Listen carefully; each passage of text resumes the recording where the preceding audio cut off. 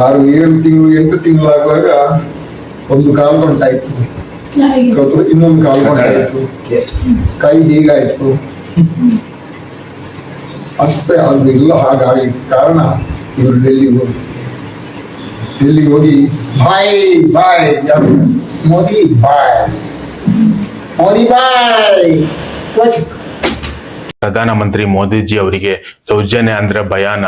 ಯಾಕಂತ ಹೇಳಿದ್ರೆ ಸೌಜನ್ಯ ಹೋರಾಟಗಾರರು ರಕ್ತದಲ್ಲಿ ಹಸ್ತಾಕ್ಷರವನ್ನು ಬರೆದು ಪ್ರಧಾನಮಂತ್ರಿ ಕಾರ್ಯಾಲಯಕ್ಕೆ ದೆಹಲಿಗೆ ಕೂಡ ಪತ್ರ ಬರೆಯುತ್ತಾರೆ ಸೌಜನ್ಯ ಹೋರಾಟದ ಸಮಯದಲ್ಲಿ. ಆದರೂ ಕೂಡ ಪ್ರಧಾನಮಂತ್ರಿಗಳು ಒಂದು ಪ್ರತಿಕ್ರಿಯೆಯನ್ನು ನೀಡೋದಿಲ್ಲ, ಯಾವುದೇ ಒಂದು ಪತ್ರಕ್ಕೆ ಉತ್ತರವನ್ನು ಕೊಡೋದಿಲ್ಲ. ಅದು ಹಾಡು ಹೇಳಿದ್ರೆ ಯೂಟ್ಯೂಬ್ ನಲ್ಲಿ ಟ್ರೆಂಡಿಂಗ್ ಆದ್ರೆ, ಇನ್ಸ್ಟಾಗ್ರಾಮ್ ನಲ್ಲಿ ಟ್ರೆಂಡಿಂಗ್ ಆದ್ರೆ ಆ ವಿಡಿಯೋಗಳಿಗೆ ಟ್ವೀಟ್ ಮಾಡ್ತಾರೆ ಪ್ರಧಾನಮಂತ್ರಿ ನರೇಂದ್ರ ಮೋದಿಜಿ ಅವರು. ಸೌಜನ್ಯಳ ಒಂದು ನ್ಯಾಯಕ್ಕಾಗಿ ದಕ್ಷಿಣ ಕನ್ನಡ, ಉಡುಪಿ ಮತ್ತು ಕರ್ನಾಟಕದಾದ್ಯಂತ ಹೋರಾಟಗಳು ಆದರೂ ಕೂಡ ಯಾಕೆ ಪ್ರಧಾನಮಂತ್ರಿ ನರೇಂದ್ರ ಮೋದಿಜಿ ಅವರು ಉತ್ತರ ಕೊಡೋದಿಲ್ಲ? ಉಡುಪಿಗೆ ಬರ್ತಾರೆ, ಅಲ್ಲೂ ಕೂಡ ಅವರು ರಾಜ್ಯಸಭಾ ಸದಸ್ಯರ ಜೊತೆಗೆ ಒಂದು ಆತ್ಮೀಯತೆಯಿಂದ ಇರುವ ಹಾಗೆ ತೋರಿಸಿಕೊಳ್ತಾರೆ. ಅವರ ಪಕ್ಕದಲ್ಲೇ ಒಂದು ಸ್ಟೇಜ್ ಅನ್ನು ಹಂಚಿಕೊಳ್ತಾರೆ. ಆದರೆ ಅಲ್ಲಿ ನಡೆದಿರುವ ಹೋರಾಟಗಳ ಬಗ್ಗೆ, ಅಲ್ಲಿ ನಡೆದ ಬುರುಡೆ ಪ್ರಕರಣಗಳ ಒಂದು ತನಿಖೆಯ ಬಗ್ಗೆ ಯಾಕೆ ಮಾತಾಡೋದಿಲ್ಲ ಪ್ರಧಾನಮಂತ್ರಿ ನರೇಂದ್ರ ಮೋದಿಜಿ ಅನ್ನೋ ಒಂದು ಪ್ರಶ್ನೆಯು ಕೂಡ ಮೂಡ್ತದೆ ಅಂತಾನೆ ಹೇಳ್ಬೋದು. ಯಾಕಂದ್ರೆ ಪವಿತ್ರ ಪುಣ್ಯಕ್ಷೇತ್ರದಲ್ಲಿ ಅತ್ಯಾಚಾರಕ್ಕೆ ಒಳಗಾದ ಹಿಂದೂ ಹೆಣ್ಣುಮಗಳು ಸೌಜನ್ಯಳ ಪ್ರಕರಣ ನಡೆದಾಗ ಬಿಜೆಪಿ ಸರ್ಕಾರ ಇತ್ತು. ಆ ಸಂದರ್ಭದಲ್ಲಿ ಸರಿಯಾದ ತನಿಖೆ ನಡೆಸದೆ ಒಬ್ಬ ಅಮಾಯಕ ಸಂತೋಷ್ ರಾವನ್ನು ಬಂಧಿಸಲಾಯಿತು. ಈಗಾಗಲೇ ಒಬ್ಬ ವ್ಯಕ್ತಿಯನ್ನು ಬಂಧಿಸಿದ್ದೇವೆ ಅಂತ ಹೇಳಿ ಧರ್ಮಾಧಿಕಾರಿಗಳು ಹೇಳ್ತಾರೆ. ಗೃಹ ಸಚಿವರಿಗೆ ನೇರವಾಗಿ ಕರೆ ಮಾಡಿದ್ದೆ, ಈಗಾಗಲೇ ಒಬ್ಬ ವ್ಯಕ್ತಿಯನ್ನು ಬಂಧಿಸಿದ್ದಾರೆ ಅಂತ ಹೇಳಿ ಧರ್ಮಾಧಿಕಾರಿಗಳು ಹೇಳ್ತಾರೆ, ಮತ್ತು ರಾಜ್ಯಸಭಾ ಸದಸ್ಯರಾದ ಧರ್ಮಾಧಿಕಾರಿಗಳು ಹೇಳ್ತಾರೆ. ಆವಾಗ ಸಂತೋಷ್ ರಾವ್ನ ಸೌಜನ್ಯ ಪ್ರಕರಣದಲ್ಲಿ ಬಂಧಿಸುತ್ತಾರೆ. ಆದರೆ ಅದಕ್ಕೂ ಮುಂಚೆಯೇ ಮಾವುತ ಪ್ರಕರಣದಲ್ಲಿಯೂ ಕೂಡ ಸಂತೋಷ್ ರಾವ್ನನ್ನು ಹೇಗೆ ಬಂಧನ ಮಾಡಿದ್ರು ಅದು ಕೂಡ ಕಂಪ್ಲೇಂಟ್ ಅಲ್ಲಿ ಇದೆ. ಸೌಜನ್ಯ ಪ್ರಕರಣ ನಡೆಯುವುದಕ್ಕಿಂತ ಮುಂಚೆ 15 ದಿನ ಮುಂಚೆ ಹೇಗೆ ಸಂತೋಷ್ ರಾವ್ ಅವರನ್ನು ಬಂಧಿಸಿದ್ರು ಅನ್ನೋ ಒಂದು ಪ್ರಶ್ನೆಯು ಕೂಡ ಮೂಡ್ತದೆ ಅಂತಾನೆ ಹೇಳ್ಬೋದು. ಅದು ಬಿಜೆಪಿ ನಾಯಕರು ದೊಡ್ಡ ದೊಡ್ಡ ಸಭೆಗಳನ್ನು ಮಾಡಿ ಸೌಜನ್ಯ ನ್ಯಾಯಕ್ಕೋಸ್ಕರ ನಾವು ಹೋರಾಡುತ್ತೇವೆ, ಸೌಜನ್ಯ ನ್ಯಾಯ ಸಿಗೋವರೆಗೂ ಕೂಡ ನಾವು ಹೋರಾಡುತ್ತೇವೆ, ಸೌಜನ್ಯ ತಾಯಿಯನ್ನು ಮೋದಿ ಭೇಟಿ ಮಾಡಿಸುತ್ತೇವೆ ಅಂತ ಹೇಳಿ ಕಾಗೆ ಹಾರಿಸಿದಂತ ಬಿಜೆಪಿಯ ನಳಿನ್ ಕುಮಾರ್ 2 ತಿಂಗಳಲ್ಲಿ ಇದ್ದುಕೊಂಡು ಬರ್ತೇನೆ ಅಂತ ಹೇಳಿದಂತಹ ಹರೀಶ್ ಪೂಂಜಾ ಮತ್ತು ಸುನಿಲ್ ಕುಮಾರ್ ಕಾರ್ಕಳ ಮೋದಿ ಭೇಟಿ ಮಾಡಿಸ್ತೇವೆ ಕೇಂದ್ರದಲ್ಲಿ ಅಂತ ಹೇಳಿದಂತಹ ನಾಯಕರು.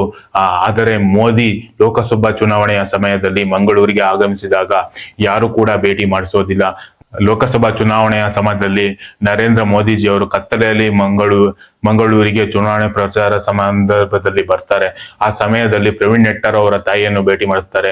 ಆದರೆ ಸೌಜನ್ಯ ತಾಯಿಯನ್ನು ಭೇಟಿ ಮಾಡಿಸ್ತೇವೆ ಅಂತ ಹೇಳಿದಂತಹ ಬಿಜೆಪಿ ನಾಯಕರು ಭೇಟಿ ಮಾಡಿಸೋದಿಲ್ಲ ಅಂತಾನೆ ಹೇಳ್ಬೋದು. ಯಾಕೆ ಎಂಬ ಒಂದು ಪ್ರಶ್ನೆಯು ಕೂಡ ಮೂಡ್ತದೆ.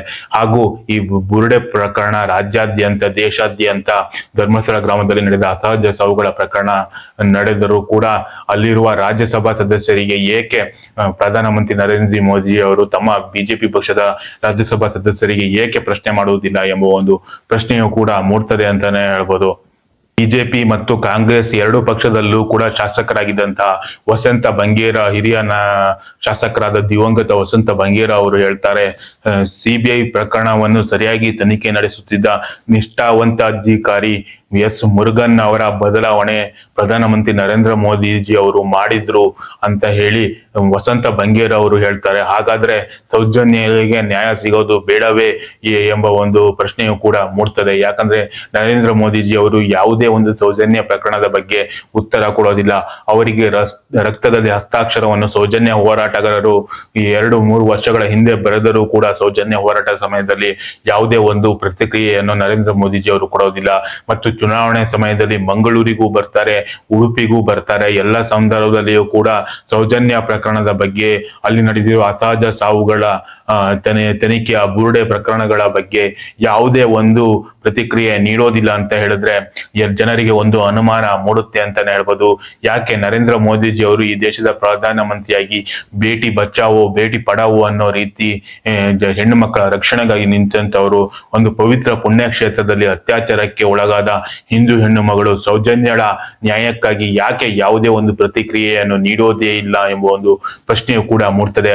ಅದರಿಂದಲೇ ಸ್ಪಷ್ಟವಾಗುತ್ತದೆ ನರೇಂದ್ರ ಮೋದಿಜಿ ಅವರಿಗೆ ಸೌಜನ್ಯ ಅಂದ್ರೆ ಭಯಾನ, ಸೌಜನ್ಯ ಹೋರಾಟಗಾರರು ಅಂದ್ರೆ ಭಯಾನ ಅನ್ನೋ ಒಂದು ಪ್ರಶ್ನೆ ಮೂಡ್ತದೆ. ಯಾಕಂತ ಹೇಳಿದ್ರೆ 29ಕ್ಕೆ ಮಂಗಳೂರಿನಲ್ಲಿಯೂ ಕೂಡ ಮೋದಿಜಿ ಬರ್ತೀನಿ ಅಂತ ಹೇಳಿದ್ರು. ಯಾವಾಗ ಸೌಜನ್ಯ ತಾಯಿಯನ್ನು ಭೇಟಿ ಮಾಡಿಸಿ ಅಂತ ಹೇಳಿ ಸೋಷಿಯಲ್ ಮೀಡಿಯಾದಲ್ಲಿ ಸೌಜನ್ಯ ಹೋರಾಟಗಾರರು ಹೇಳಿದ್ದರಿಂದ ಆ ಒಂದು ಕಾರ್ಯಕ್ರಮಗಳು ಕೂಡ ಕ್ಯಾನ್ಸಲ್ ಆಯಿತು. ಹಾಗೆ ಲೋಕಸಭಾ ಚುನಾವಣೆ ಸಂದರ್ಭದಲ್ಲಿ ಸೌಜನ್ಯ ತಾಯಿಯನ್ನು ಮೋದಿ ಭೇಟಿ ಮಾಡಿಸ್ತೀವಿ ಅಂತ ಹೇಳಿದ್ರು. ಆ ಸಂದರ್ಭದಲ್ಲಿ ಚುನಾವಣಾ ಪ್ರಚಾರಕ್ಕೆ ನರೇಂದ್ರ ಮೋದಿಜಿ ಅವರು ಕತ್ತಲೆಯಲ್ಲಿ ಬಂದು ಹೋಗ್ತಾರೆ. ಇದರಿಂದ ಸ್ಪಷ್ಟವಾಗುತ್ತೆ ನರೇಂದ್ರ ಮೋದಿಜಿ ಅವರಿಗೆ ಸೌಜನ್ಯ ಹೋರಾಟಗಾರರನ್ನು ಕಂಡ್ರೆ ಭಯ ಇದೆಯೇ ಎಂಬ ಒಂದು ಪ್ರಶ್ನೆಯು ಕೂಡ ಮೂಡ್ತದೆ ಅಂತಾನೆ ಹೇಳ್ಬೋದು.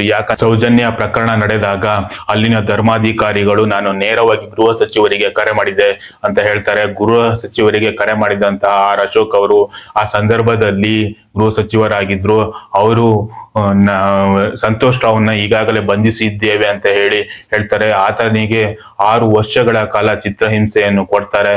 ಸಂತೋಷ್ ರಾವ್ನ ಬಂಧಿಸ್ತಾರೆ. ಅದಕ್ಕೂ ಮುಂಚೆ ಮಾವುತ ಪ್ರಕರಣದಲ್ಲಿಯೂ ಕೂಡ ಸಂತೋಷ್ ರಾವ್ನೇ ಆರೋಪಿ ಹೇಗೆ ಆದ ಎಂಬ ಒಂದು ಪ್ರಶ್ನೆಯು ಕೂಡ ಮೂಡುತ್ತದೆ. ಯಾಕಂದ್ರೆ ಮಾವುತ ಪ್ರಕರಣದಲ್ಲಿಯೂ ಕೂಡ ಸಂತೋಷ್ ರಾವ್ನ ಹೆಸರಿದೆ. ಆತನನ್ನು ಕೂಡ ಸೌಜನ್ಯ ಪ್ರಕರಣ ನಡೆಯುವುದಕ್ಕಿಂತ ಮುಂಚೆಯೇ ಸಂತೋಷ್ ರಾವ್ನ ಬಂಧನ ಮಾಡಿರ್ತಾರೆ. ಇದರಿಂದ ಸ್ಪಷ್ಟವಾಗುತ್ತೆ ಸಂತೋಷ್ ರಾವ್ನನ್ನು ಕೂಡ ಒಂದು ಬಲಿಪಶು ಮಾಡಿದ್ದಾರೆ ಸೌಜನ್ಯ ಮತ್ತು ಜೋಡಿ ಕೊಲೆ ಮಾವುತ ಪ್ರಕರಣದಲ್ಲಿ ಎಂಬುದು ಸ್ಪಷ್ಟವಾಗಿ ಗೊತ್ತಾಗುತ್ತೆ ಅಂತಾನೆ ಹೇಳ್ಬೋದು. ಸೌಜನ್ಯ ಪ್ರಕರಣದಲ್ಲಿ ಸಂತೋಷ್ ರಾವ್ನಿಗೆ SP ಗಳು ಹೊಡೆದಿದ್ದಾರೆ, ಬಲವಂತಕವಾಗಿ ಹೊಡೆದು ಆತನಿಗೆ ಒಪ್ಪಿಕೋ ಅಂತ ಹೇಳಿದ್ದಾರೆ. ಇಲ್ಲ ನೀನು ಒಪ್ಪಿಕೊಳ್ಳಲಿಲ್ಲ ಅಂತ ಹೇಳಿದ್ರೆ ನಿನ್ನ ತಂದೆಯನ್ನು ಕರೆದುಕೊಂಡು ನಿನ್ನ ಅಣ್ಣನಿಗೆ ಹೊಡೆಯುತ್ತೇವೆ, ನೀನು ಒಪ್ಪಿಕೊಳ್ಬೇಕು ಅಂತ ಹೇಳಿದ್ರು ಅಂತ ಹೇಳಿ ಸಂತೋಷ್ ರಾವ್ ಅವರ ತಂದೆ ಹೇಳ್ತಾರೆ. ಆ ಸಂದರ್ಭದಲ್ಲಿ ಸಂತೋಷ್ ರಾವ್ ಅವರ ಮರ್ಮಾಂಗಕ್ಕೆ ಪೆಟ್ರೋಲ್ ಅನ್ನು ಸುರಿಯಲಾಗಿತ್ತು ಅಂತ ಹೇಳ್ತಾರೆ. ರಾವ್ ಅವರ ಮರ್ಮಾಂಗಕ್ಕೆ ಸೂಜಿಯನ್ನು ಕೂಡ ಚುಚ್ಚಲಾಗಿತ್ತು ಅಂತ ಹೇಳ್ತಾರೆ. ಮಾಡದ ತಪ್ಪಿಗೆ ಒಬ್ಬ ಅಮಾಯಕನನ್ನು 6 ವರ್ಷಗಳ ಕಾಲ ಜೈಲು ಶಿಕ್ಷೆಗೆ ಒಳಪಡಿಸುತ್ತಾರೆ.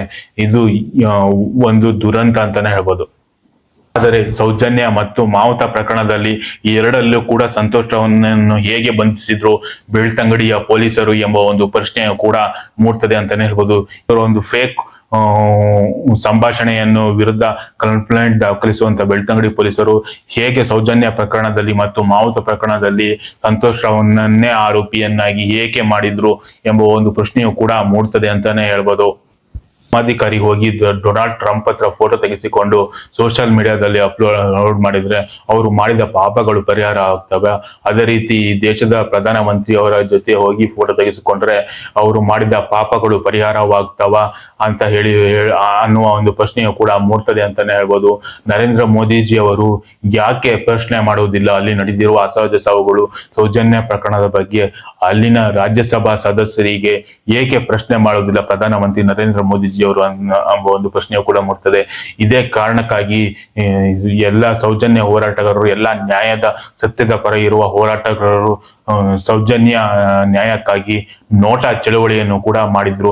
ಆ ಸಂದರ್ಭದಲ್ಲಿ ಬಿಜೆಪಿ, ಕಾಂಗ್ರೆಸ್, JDS ಎಲ್ಲ ಪಕ್ಷಗಳನ್ನು ಸಲ್ಲಿಸಿ ನೋಟಕ್ಕೆ ಮತದಾನ ಮಾಡಿದ್ರು. ದಕ್ಷಿಣ ಕನ್ನಡ ಮತ್ತು ಉಡುಪಿ ಜಿಲ್ಲೆಗಳು ಸೇರಿ ಸುಮಾರು 46,000ಕ್ಕೂ ಹೆಚ್ಚು ನೋಟಾ ಮತಗಳು ಬಿದ್ದಿದ್ದಾವೆ ಅಂತಾನೆ ಹೇಳ್ಬೋದು.